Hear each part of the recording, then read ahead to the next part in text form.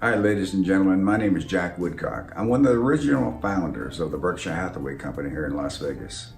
Today, let's talk a little bit about Summerlin, one of our premier developments. It's a 21,500 acre master plan development. Now, I had the good fortune early on to be involved in the planning of Summerlin. A group of us got together at the old Frontier Hotel. A fellow from Houston, Texas, a representative of the Howard Hughes Company, came to town and sequestered about 12 of us and we talked about what Hughes site would be someday. We called it Hughes site back then.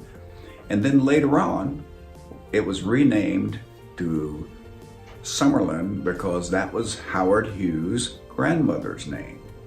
This project evolved out of the holdings that Howard Hughes had when early on in the 50s, he had a contract to build helicopters for the United States government, and part of the resources that he was given for that contract was this land, this 21,500 acres that is now what we call Summerlin.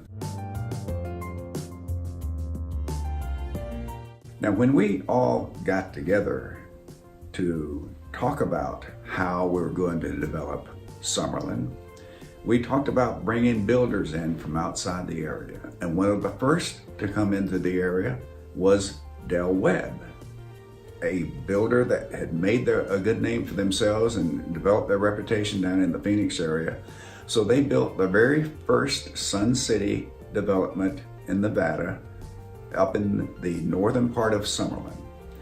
Another builder that comes to mind that was just getting started at the time, which has become one of our premier luxury builders, is Christopher Holmes. Now, Chris Stumer and his company selected Summerlin to really get started, and they have now gone on to be one of the premier companies in the entire valley.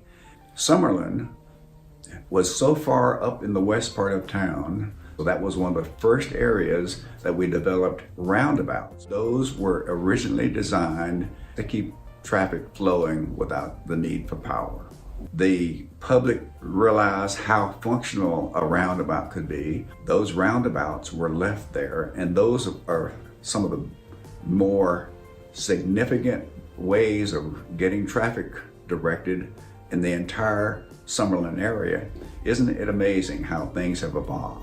We feel that Summerlin is one of the most important projects in our entire valley, and I thought you'd just like to know a little bit more about it, about what went on behind the scenes in order to get Summerlin to where it is today.